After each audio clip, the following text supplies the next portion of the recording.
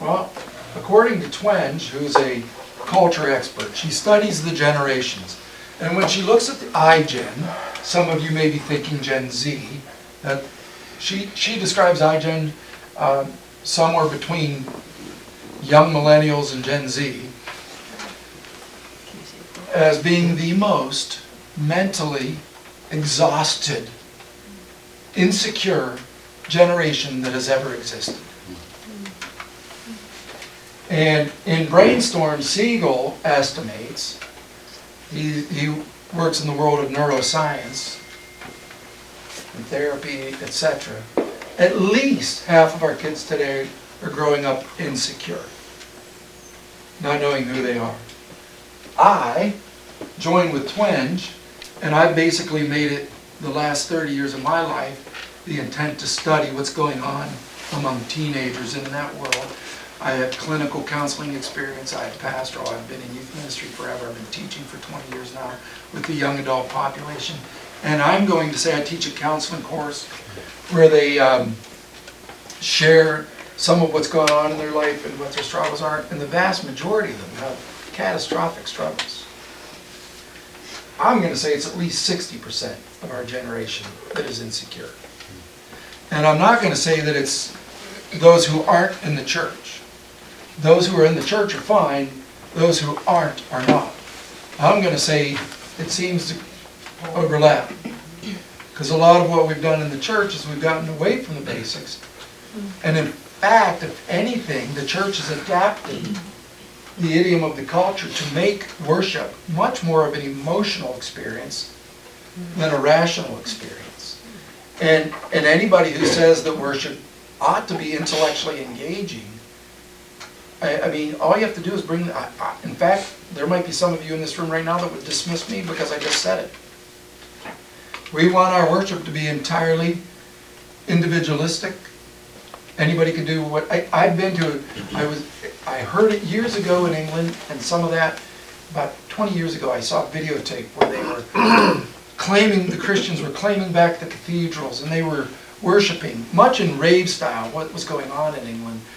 And the leader's like, worship God in whatever way you want. And here are these kids that are used to these clubs, and they're showing this, and I'm like, okay, they're like an inch away from lightning bolts coming down here. And I just recently heard again another speaker at a conference, while we were praying and in worship, say, worship God in whatever way you want right now. Just worship God in whatever way you want. And I know God's over here saying, no, you worship me how I told you to worship me. With respect, with awe, with wonder, with surrender. I was preaching in one church where I heard the whooshing of the wind. And I start to look up, and here's a lady who's dancing down the aisle, and if I hadn't looked and ducked, she would have smacked me in the back of the head. I'm sorry, I don't think that's worship that's conducive to glorifying God. But we're seeing emotions winning the day. Now here's part of the problem with that. If we say, put reason and intellect in the background and say that emotion should be the foreground of where we are, and if I'm right and Twenge is right, and everybody's insecure and anxious, what we're saying is the most prominent part of your life should be misery. And so they're emotionally trying to deal with this, but the answer is, at least according to Romans, the transformation and the renewing of our minds and our understanding of who God is, and allowing that to impact our emotion. Now don't get me wrong, I was an insecure, avoidant person, and I feel like God, and what I mean by that is I had detached from the world. I couldn't trust anybody. I decided I couldn't trust anybody. I had accepted Christ when I was little, but I wasn't walking with the Lord. I decided I trusted me and me only. And I do know that when I completely surrendered to God, He gave me back emotions. Because the only emotion I allowed myself to experience was happy, idiotic happiness or anger. There was never sadness or hurt, or I just snuffed it out. And God gave that back to me. I'm not saying emotions are bad. What I'm saying is, when they win the day where they are 90% of importance and reason is of 10% importance, we're in trouble. But that's reflective of the culture around us. And even kids today would say, I love Jesus. I love Jesus. Praise you, God. You go and ask them and say, well, how about your friend who's the Buddhist? Oh yeah, that's great. In fact, Varna just came out with the most recent research that said the vast majority of the American Christian teenager believes evangelism is wrong. Doesn't just participate in evangelism, but they believe it's wrong. Of the Christian teenagers. Why? Because they've grown up in a world where they've been said, accept everybody, accept everything. And so I think they're anxious. No wonder they're anxious. Well, Twenge would say, and Twenge has looked at hundreds of researchers. She's done her own research. She's not a Christian, so if anybody would buy her book, don't say that I advocated that she was going to help you grow in Christ. Okay?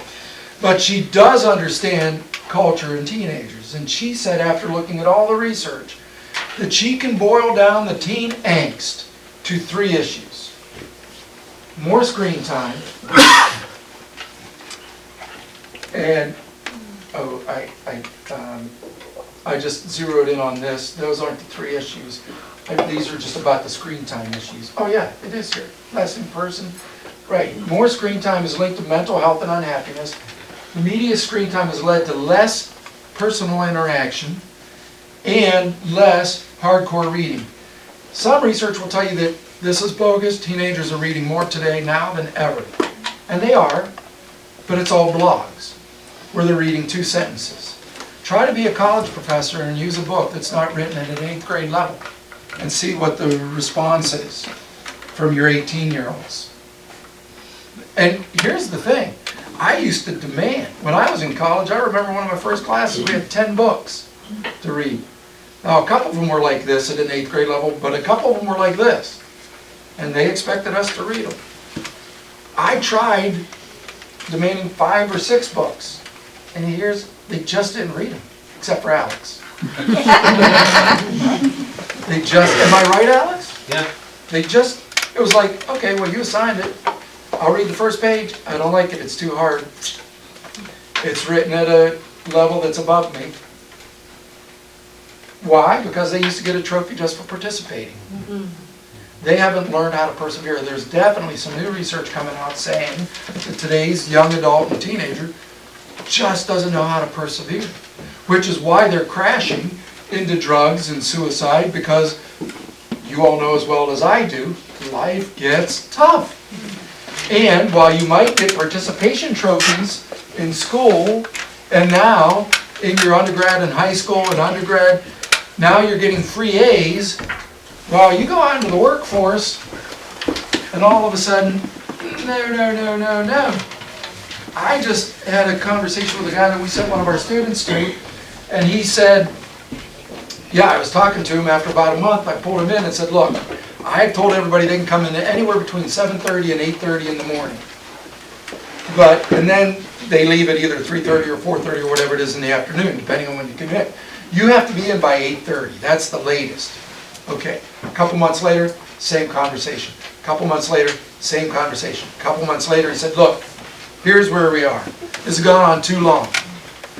Before you leave this office, you will say, I will be in from now on every day by 8:30.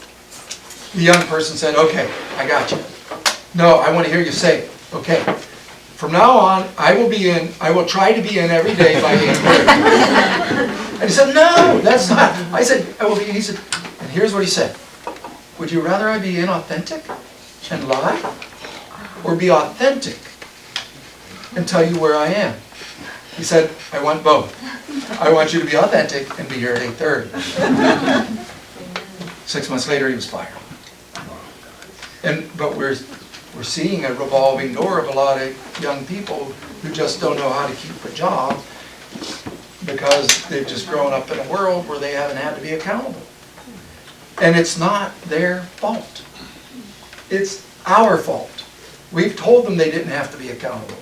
And we're not showing Christ in the right way by doing that. But they're on the screens forever. So some of what we're talking about, I hope you see some fairly quick fixes. Reduce screen time. Now you might hear the screaming like that young lady in the forest there. If you come up with self-loan discipline plans. In my day, of course, there was no such thing as a tech household rule. I hope you have tech household rules. Like no tech in the bedroom after 8 o'clock at night, or no, whatever phones, they all get charged in one central domain where you have under lock and key. Or the only computers in the house are in the foyer, not in the bedroom, etc. Because while they will fight and look for ways to circumvent, you have to look for ways to fight and circumvent them. And now some of you are saying, it's so exhausting. Yep, welcome to parenthood. Okay? It's harder today than it was. It used to be pretty simple. It's pretty complex now. And reduce screen time. You reduce screen time. My son had a birthday party. I just remember he had 8 friends over. They were in the back, and I looked out the back window. They were all doing this. And I said, to each other. Yeah, and some of them to each other. Yes, right. And I said, don't you want to have fun? And he was like, oh yeah, but I mean, that's how, relax. I took my daughter on car trips with a friend in the back seat, and they're texting. Instead of talking so I can hear what they're talking about, they're texting back and forth to each other. It's reducing facial time. Parents are too much on the screen themselves. And I'll show you some other stuff that has gone on in their world. Less print media. You want to do something real quick? Make your kids read at night. And we need to start early. We used to send our kids to bed at an earlier hour than they wanted to go, and it was an earlier hour than what was reasonable, but they were allowed to read for the last hour of the day. Hard copy. And they did. And today they read. And now I'm going to say, I disagree with Twenge that these are the 3 keys. I mean, they're 3 surface level keys. But they really suggest this, that parents aren't as available today. And I did decide to give you one hit you in the face and overwhelm you slide. Back in 1960, more than 90% of kids were growing up in 2-parent households. Today, or 2011, 67% were growing up in 2-parent households. About 1/3 of today's family is a single-parent household. If you're in a 2-parent household, you know how busy you are, right, Mom and Dad?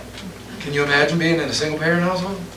Some of you might be that. I can't imagine how you would get everything done and be a good parent at the same time.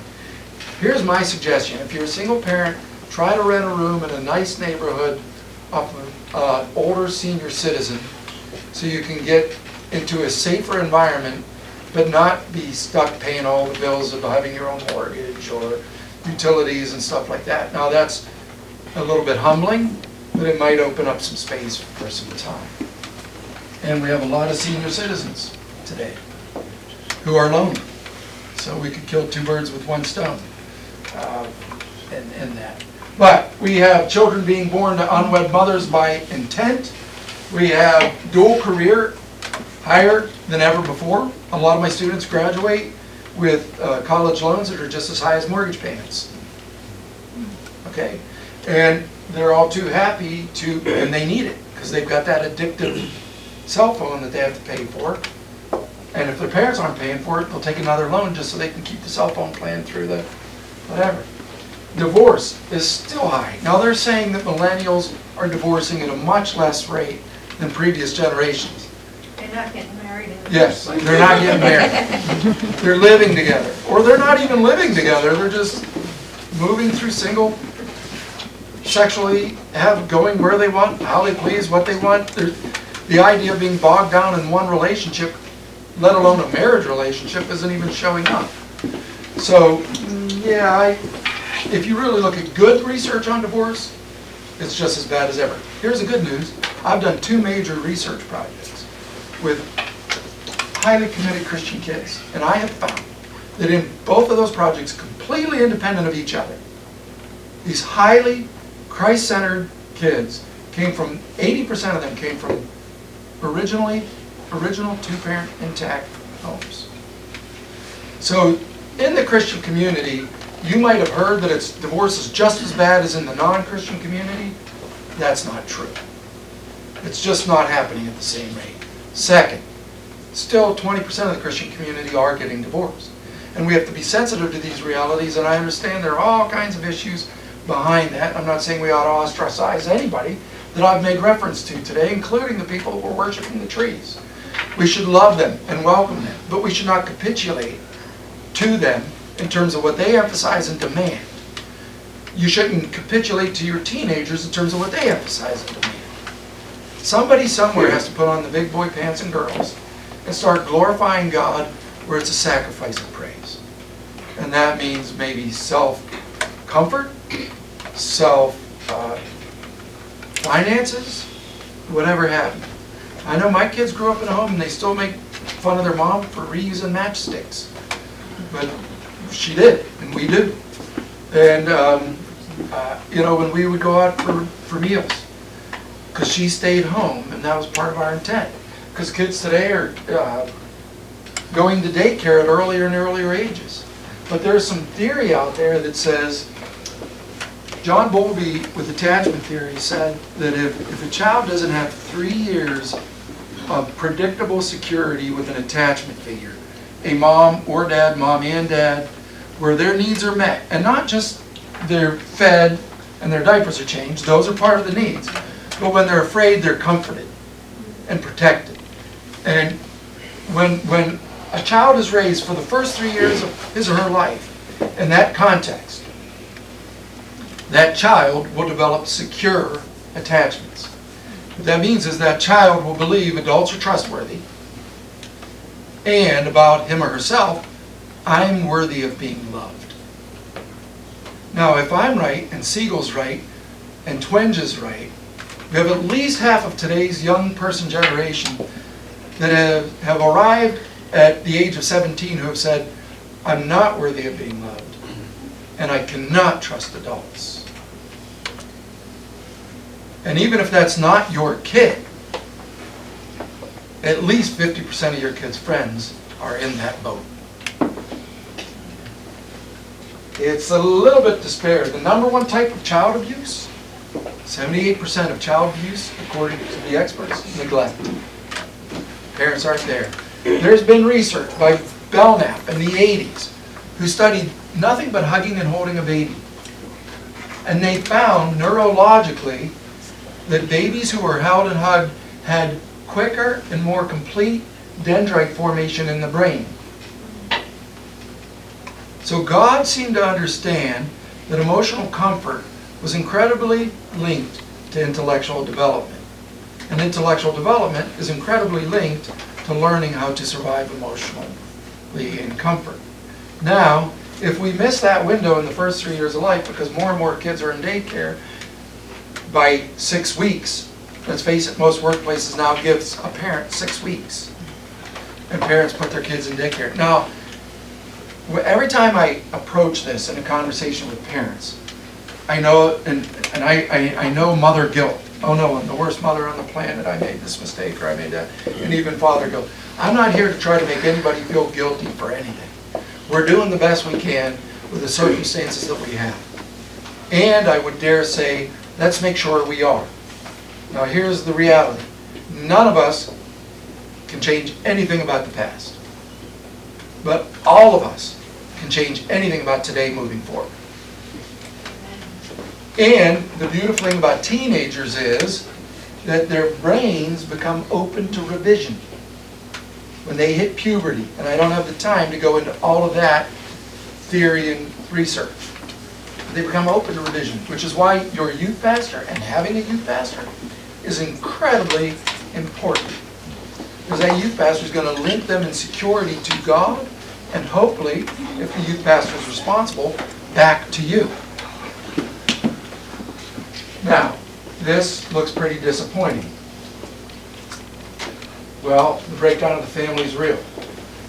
And it's coming not, folks, a lot of this research is not coming out of the Christian community. It's coming out of the secular community. There's a professor at Cornell University who says men and women now marry increasingly later in life, increasingly likely never to marry, have become increasingly likely to divorce, most recently to cohabitate. The decline of marriage has been the single most important demographic change in this country. Then he goes on to say, and it's not just that, but this emphasis on we're all equal in the roles that we play. You know, we're swallowing a lot of lies today, and kids are being raised with a lot of confusion, and I'm not here to trumpet one style over another, but I will say this, that God has gifted us, God has developed us. There's not, ask a New York City fireman, should women have the same roles in lifting those ladders as men? And most of them will say they can't lift the ladder. But now in New York City, they've changed the rules on how firefighters carry women out and carry anybody out of a burning building. Do you know how they do it? Old school, they'd hoist them over the shoulder and take them down the steps. Now it's mandated that firefighters drag people out by the feet. So if you're on the 13th floor, you're being dragged down 13 floors.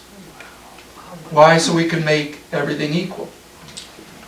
Okay, now, I'm not saying, men, that you shouldn't do dishes.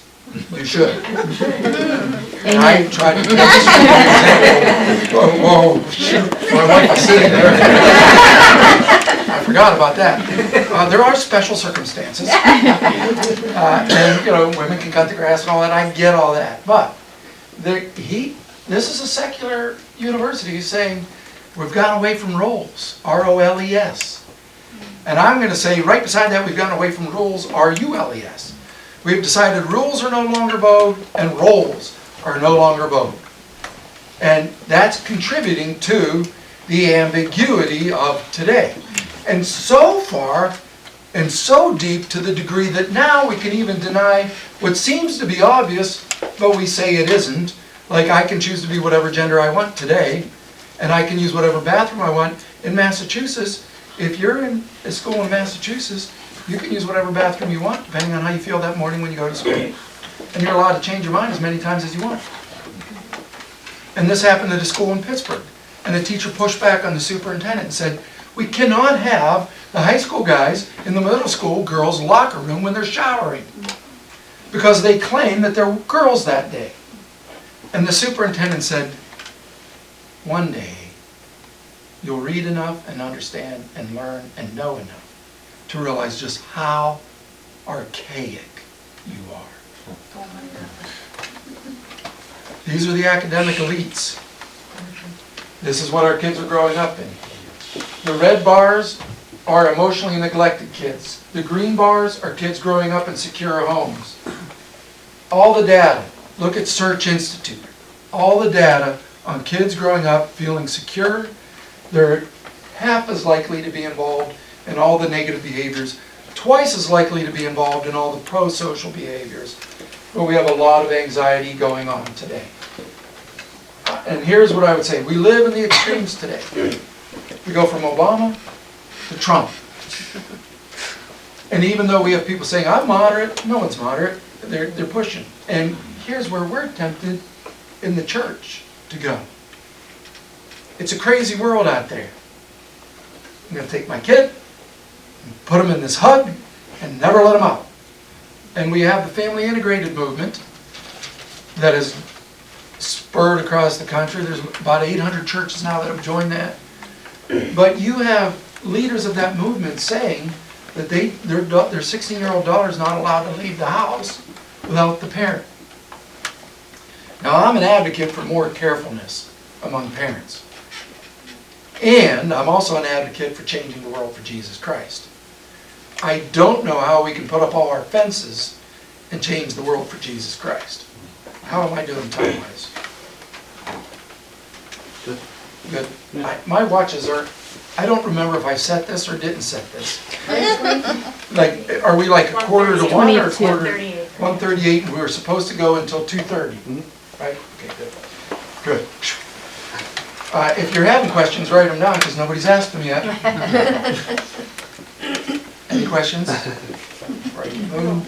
I think we... One question. Yes, sir. Were there, obviously at some point, we moved into this anything goes mentality.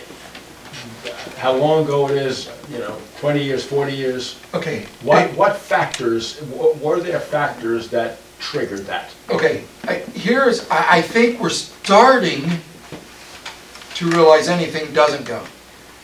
What triggered this, I believe, goes back to the 1960s, where anything, free love, peace, all that movement. In the 60s, we saw the push, a new trumpet sound, anything goes. And then we have seen, essentially, the slow erosion in our culture, where everybody's right. Hey, if you're looking for a movie that talks about this perfectly, The Incredibles. I haven't seen the second Incredibles, and I need to. But the first Incredibles talks about, that is the perfect illustration of what I'm talking about. In the 60s with that, anything goes, everybody's right. Your religion, Buddha, Hindu, everything, everybody's right all the time. If you're special, let's reduce that down so nobody doesn't feel important next to you. I helped in my elementary school with my daughter's reading groups. When I was in school, they would say, okay, here are the better readers, there are going to be one group. Here are the middle readers, but one. The reading group that I was overseeing as an adult parent volunteer had one of the better readers, one of the middle readers, one of the lower middle readers, and one of the worst readers. And I would try to get these two kids to read, and they would never read. These two kids were, and I really wasn't allowed, according to the teacher, to provoke these kids to read. I just really had to let the reading group go as to who wanted to read. Well, in those groups, who read? It was always the exceptional reader, because this kid didn't want to read. But when I was a kid, they didn't group them that way. Now they do. We go to the extremes of we need to make everybody feel okay, so we're going to look for every possible way to do it. And here's the irony. When you get away from what makes sense, it makes people feel worse. And I think a lot of kids have grown up in a culture where they got a trophy for just showing up and sitting on the bench, and that trophy is almost more of a symbol of, it's an insult. Why are they giving me, every time they see the trophy, it's, I'm a failure, I never got into one game. Or our team went 0-16.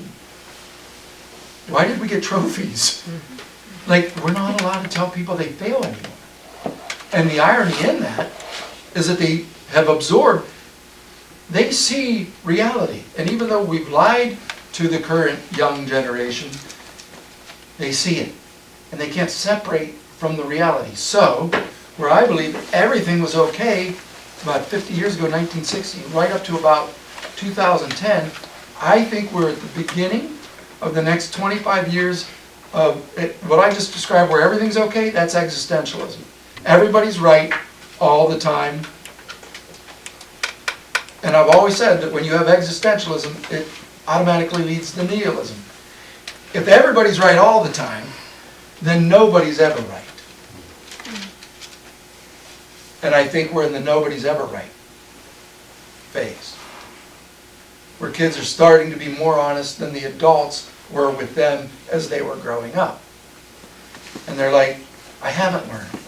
I can't write I have college students who had 3.8s in high school who can't write paragraphs and sentences. I had a graduate student say to me, this is the first time in my life. Now, he was one of the happy graduate students. He didn't really like what I was doing, but he was happy because he was learning. He said, my wife has said, you're learning. He said, my wife noticed that I'm learning. He said, I'm writing sentences, and he's an older graduate student, at the age of 28, that I couldn't write. He said, why did it take so long for someone to tell me how to write? And I'm of the belief that how we think is how we write, and how we write is how we think, and and it all affects each other. So if we're not putting any standards on anybody just to learn how to write a sentence, and they don't, and here's the thing, teachers aren't demanding it because they've graduated out of our schools and they themselves haven't learned how to write themselves. So when they get these teaching positions, they're certainly not going to demand that their kids write, well, because they don't know how to grade good writing. So we're in a fairly dangerous place. Extremes result. Communication never ceases. I think this is one reason why our teenagers are more anxious today than ever. When I was a kid, and my mother was like, okay, I want you kids home at 6. And as I'm leaving the door, she's like, wait 1 minute before you go. And I got on my bike and I rode away because I wanted to play all day. I played all day. And there was nobody beeping me and texting me and checking on the internet to see where the little beep was and where I was located. When I was out, I was out. And we played. Kids can't, and I'm bumping a little bit further here now, but kids have grown up where they don't play. So I'm on this side now. Monkey bars at schools are gone. Or padded. Or padded or super padded. When I brought this up at the last conference, one of the 18-year-olds came up to me and said, you know what we do in high school in my gym class? I said, no. He said, we go to the track and walk around the track. That's my gym. Why? Because that's the safest thing. I'm like, so we have, and adolescence is extended today. There's some people that say that 30-year-olds are adolescents. Now we have a lot of 25-year-olds who want to behave like teenagers, and they are in basements playing video games. You know why? Because they never got to really play. They were never really, the parents didn't say, go out and have fun. Even if the kids wanted to say, let's meet Saturday at the baseball field, we'll all ride our bikes and go meet and play baseball. Now that's what we used to do. And sometimes we'd play a structured game for 3-4 innings, and sometimes we didn't. Sometimes we played home run derby. Sometimes we would see who could hit the most rocks over the fence into so-and-so in the neighbor's yard. It wasn't always great, but we made things up. Now, you get kids and say, hey, why don't you get 6 of your friends, drive to the ball field, and go play baseball? And even if your kid, by some miracle, said, okay, they wouldn't be able to find a field to do it. Do you know why?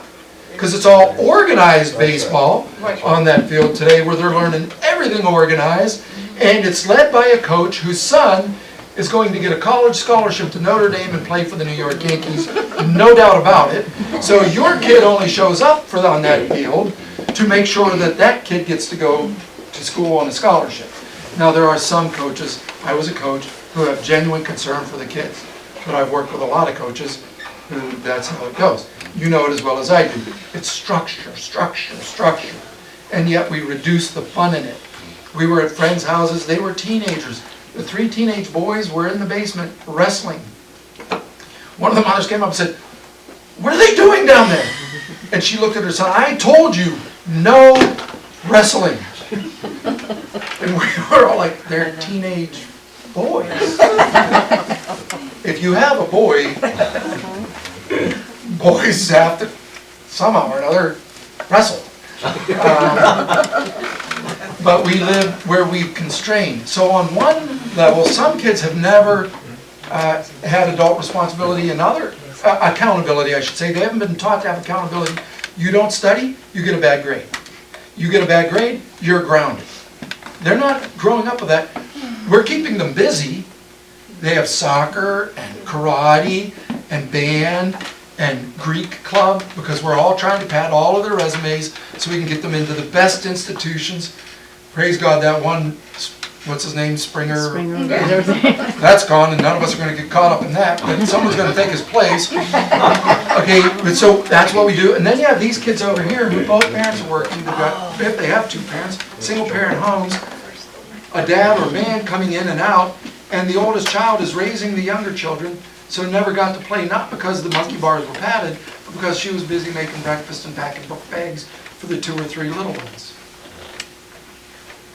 And making sure that mom felt comforted at night because she was lonely and been abused by the men in her life. So you have some kids that have just never experienced childhood, and they don't want to become adults.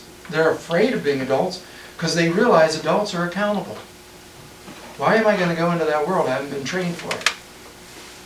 I'm not being trained for it.